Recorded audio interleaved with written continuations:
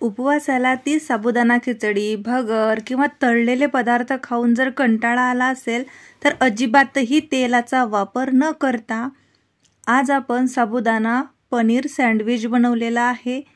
खूप जास्त हेल्दी आहे कारण याच्यामध्ये आपण पनीर सुद्धा घातलेलं आहे आणि एक जरी सँडविच तुम्ही खाल्लं ना तर दिवसभर पोट भरलेलं राहील, अजिबातही उपवास भारी जाणार नाही आणि मनाला खंतही राहणार नाही की काही मी अनहेल्दी खाल्लंय का, खूप जास्त तळलेलं हेवी खाल्लंय का, असंही काहीच नाही।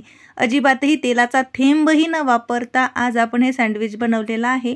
तर त्यासाठी सुरुवातीला आपल्याला साबुदाणा भिजवून घ्यावा लागेल। तर मी रात्री साबुदाणा भिजत घातला होता। साबुदाणा बघा कसा मोत्याप्रमाणे मस्त असा भिजलेला आहे, दाना मोकळा आहे पण अगदीच छान असा भिजलेला आहे। तर याच पद्धतीने आपल्याला इथे साबुदाणा भिजवून घ्यायचा आहे। तुम्ही जर रात्री साबुदाणा भिजवायला विसरलात तर 3 ते 4 तासासाठी साबुदाणा सकाळी भिजवायला घाला आणि त्यानंतर आपल्याला जेवढे सँडविच बनवायचे आहेत त्यानुसार साबुदाणा घ्यायचा आहे। मी आता सुरुवातीला 2 सँडविच बनवते म्हणून एवढा साबुदाणा घेतला। अगदी इन्स्टंट बनते बघा, काहीच तामझाम नाही। फक्त साबुदाणा भिजलेला असला आणि फ्रीजमध्ये आलू उकडलेला असला की इन्स्टंट हा नाश्ता बनवून तयार होतो। आता आलू उकडलेला घ्यायचा आहे पण तो हाताने मॅश करून नाही घ्यायचा, किसणीवरती असा किसून घालायचा। याने काय होते, आलू हा छान असा किसला जातो, एकसंथपणा येतो त्याला आणि आपलं सँडविच अजिबातही तुटणार नाही। पद्धतशीर त्याला असं एक बाइंडिंग येतं म्हणून उकडलेला आलू हा किसून घ्यावा। तर एकदम लहान किसणी जी येते अद्रक खिसायची त्याने मी हा आलू किसून घेतलेला आहे। मोठा आलू होता म्हणून मी अर्धा घेतलाय। 1 वाटी साबुदाणा आहे बघा अंदाजे। 2 सँडविचचं प्रमाण मी तुम्हाला देत आहे। सर्वच जिन्नस तुम्ही कमी जास्त करू शकता। आता याच्यामध्ये आपल्याला शेंगदाण्याचं कूट घालायचं आहे। तर भाजलेल्या शेंगदाण्याचं कूट घालावं जेणेकरून सँडविचला खूप छान अशी चव येते आणि त्याची पौष्टिकताही वाढते। जवळच महाशिवरात्री येत आहे, त्या दिवशी सुद्धा तुम्ही ही रेसिपी नक्कीच बनवू शकता। खायला तर एवढं अप्रतिम लागतं, बनवायला सोपं, उपवास नसतानाही तुम्ही अगदी सकाळी नाश्त्याला सुद्धा हे बनवू शकता। तिखटासाठी आपण लाल तिखट घातलंय जेणेकरून रंग छान येईल। मीठ घालूयात, उपवासाचं मीठ तुम्ही इथे घालू शकता आणि थोड्याशा हिरव्या मिरच्या घातल्यात, ऑप्शनल आहेत पण घातल्या तर छान लागतात आणि दिसतात सुद्धा सुंदर। जर तुम्ही उपवासाला कोथिंबीर खात असाल तर तुम्ही जरूर याच्यामध्ये कोथिंबीर घाला, पण आमच्याकडे उपवासाला कोथिंबीर कढीपत्ता असं काही खाल्ला जात नाही म्हणून मी अजिबातही घालणार नाहीये। 1 चमचा जिरं घातलंय। आता सर्वच जिन्नस हाताने मिळून घेऊयात। हे हातानेच मिक्स करायचं म्हणजे सगळं असं बाइंडिंग येतं त्याला। पाण्याचा अजिबातही वापर करायचा नाही कारण साबुदाणा भिजलेला आहे, आलू उकडलेला आहे, त्यामुळे हे छान असं बाइंड होतं। बघू शकता हाताने थोडंसं अगदी हलक्या हाताने कुस्करून हे असं मिळवण्याचा प्रयत्न करायचा। परफेक्ट। तिखट आणि मीठ तुम्ही याच्यामध्ये नक्कीच कमी जास्त करू शकता।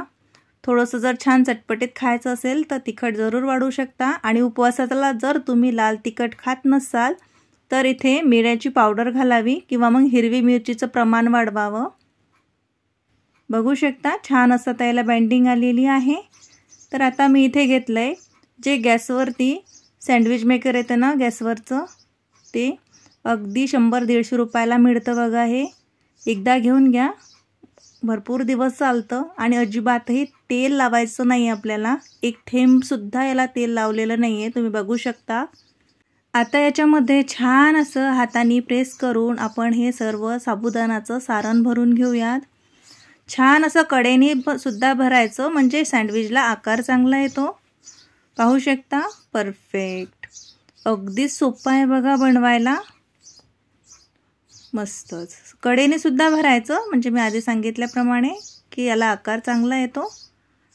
आता इथे तुम्ही हे सँडविच लेअरवालं बनवू शकता किंवा तुमच्याकडे पनीर नाही आहे किंवा तुम्हाला एवढं हेवी सुद्धा खायचं नाही आहे तर मग तुम्ही हे बिना लेअरचं म्हणजेच फक्त असं साबुदाण्याचं सारण याच्यामध्ये भरून सारण सँडविच बनवू शकता। पण आज आपण हे लेअरचं बनवूयात। पनीर याच्यामध्ये घालते म्हणून ही खालची जी परत आहे ती थोडीशी पातळ घेतली मी कारण याच्यावरती आणखी एक परत येणार। तर आता सँडविचच्या मधोमध बरोबर आपल्याला पनीरचं छान असं एक पीस ठेवायचं आहे। पाहू शकता तुम्ही, मस्तच लहान मोठं कसंही ठेवा. याने काय होते, खायला तर अप्रतिम लागतंच, सोबतच हेल्दीसुद्धा होतं कारण पनीर घातलं आहे. उपवासाला नुसतं तुम्ही एक सँडविच जरी खाल्लं ना तरी दिवसभर दुसरं काहीच खायची गरज होणार नाही. खूप छान असा हेवी नाश्ता होऊन जाईल आणि अजिबातही तेल न वापरता. आता गॅसवरती अगदी मंद गॅसवरती आपल्याला हे भाजून घ्यायचं आहे. एक बाजू भाजताना 1.5 ते 2 मिनटं लागतात बघा. मग छान अशी पलटून घ्यायची. जर हे लगेच उघडत नसेल तर उघडण्याचा प्रयत्न करू नका. परत अलटून पलटून असं हे भाजून घ्या आणि नंतर हे उघडा. अगदी आपोआप उघडतं. याला तेल वगैरे अजिबातही लावायचं नाही. शेवटपर्यंत आपण याला एक थेंबसुद्धा तेल लावलेलं नाही आहे. तरीसुद्धा सँडविचचा रंग बघा, टेक्स्चर बघा आणि याचा क्रंचीपणा बघा. मस्तच, काय भारी दिसतंय ना. उपवास नसणारेही मागून मागून खातील असंच सँडविच झालेलं आहे. चला कट करून दाखवते. कट करताच तुमच्या लक्षात येत असेल किती छान इथे आपले सँडविच बनलेलं आहे. खूप जास्त गरम असेल तर थोडंसं थंड होऊ द्यायचं. परफेक्ट, काय दिसतंय भारी, मस्तच. याच्यासोबत तुम्ही हिरवी उपवासाची चटणी बनवू शकता किंवा मग हिरव्या मिरचीसुद्धा याच्यासोबत देऊ शकता. परफेक्ट.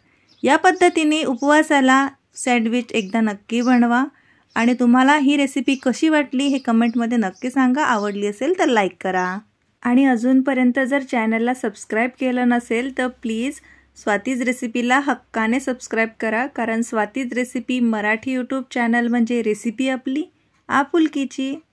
चला मग भेटूया अशाच नवनवीन इंटरेस्टिंग रेसिपीसोबत. तोवर मजेत राहा आणि सर्वात महत्त्वाचं म्हणजे स्वातीज रेसिपीज पाहत राहा.